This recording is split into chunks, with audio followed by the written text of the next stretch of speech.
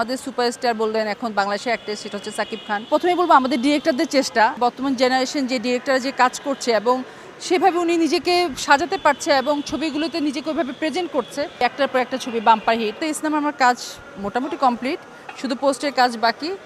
ইন্ডিয়াতে পাঠাচ্ছি colour correction ইচ্ছা, মানে আমার ইচ্ছা হচ্ছে কোরবানি ঈদে একটা সময় ছবিটা আনার।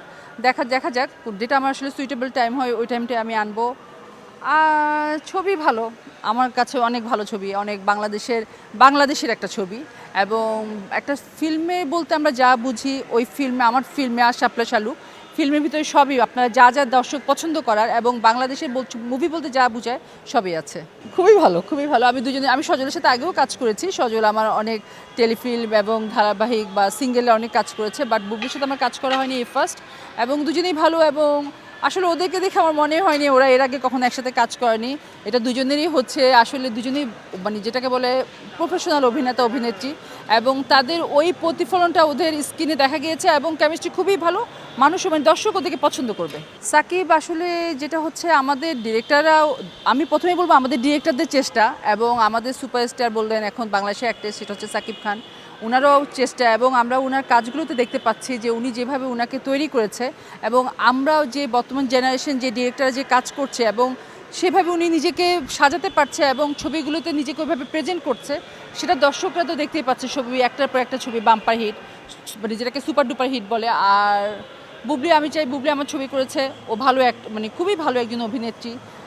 ওর এবারের ছবিটা খুব ভালো যাক, ব্যবসা সফল হোক, এটা আমি দোয়া করি, আশা করি, কারণ আমার ছবির নায়িকাও বুবলি। প্রথমে তো আমি টিভিতে নাটক বানাতাম। আমি যখন ফার্স্ট 2014 ডিসিশন নিলাম যে আমি আমি অনেক আগে থেকে 2000 থেকে, বাট 2014তে যখন আমি ভাবলাম যে আমি আমার অভিনয় ক্যারিয়ারটা অফ করে দিব, আমি নাটক বানাবো এবং আমি যখন স্ট্যামফোর্ড থেকে ফিল্ম অ্যান্ড মিডিয়ার উপর পড়াশোনা করে বের হয়ে আসলাম এবং আমি আমার 14 বছর বয়স থেকে ক্যামেরার সামনে, অতএব এটা হচ্ছে আমি আমার 27 বছরের একটা লাইফ, আমি বলবো আমার 27 বছর একটা জার্নি, হ্যাঁ, এই মিডিয়া লাইনটাতে। তো সেখানে আমার পড়াশোনা এডুকেশনাল বলেন, প্র্যাকটিক্যালি বলেন, থিওরিক্যাল বলেন, সব দিক থেকে আমি নিজেকে তৈরি করেই আমি এই লাইনটাতে এসেছি। আমি ফার্স্টে এসে কিন্তু সুপারস্টারের কাউকে নিয়ে আমি অভিনয় করিনি। আমি প্রথমে কিন্তু বাংলাদেশে তখন মানে সমালোচিত, আলোচিত এভরিল এবং এই যে আবু হুরেরা তানভীর, হ্যাঁ, সুবর্ণাপার ছবিতে ও ফার্স্ট অ্যাক্টিং করেছে, বাট টিভি মিডিয়াতে ওকে আমি ফার্স্ট নিয়ে এসেছি। ও ভীষণ ভয় পাচ্ছিল, আপনারা হয়তো ওর সাথে কথা বলে জানতে পারবেন, ও টোটালি রাজি ছিল না। নেক্সট টাইম কেয়া পায়েল দীর্ঘদিন মানে অনুপস্থিত ছিল। কেয়া পায়েল তখন কাজ করে না, বোধহয় চ্যানেল আয়ের কোনো একটা কাজের একটা মুভির পরে আমি এই কেয়া পায়েলকে সজলকে দিয়ে ফার্স্ট আবার নতুন করে কেয়া পায়েলের যাত্রা আমি শুরু করলাম মুত্তাল মার্চ দিয়ে, সজল আর কেয়া পায়েল, এই কেয়া পায়েলের সেকেন্ড কামব্যাক।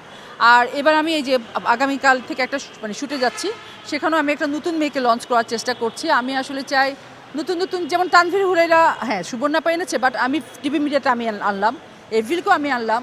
এখন হচ্ছে নতুন একটা মেয়েকে আগামীকাল আমি নতুন করে আবার শুটিং করছি, ওই মেয়েটাকে আপনারা পাবেন এবং আমার মনে হয় সুপারস্টারে হবে।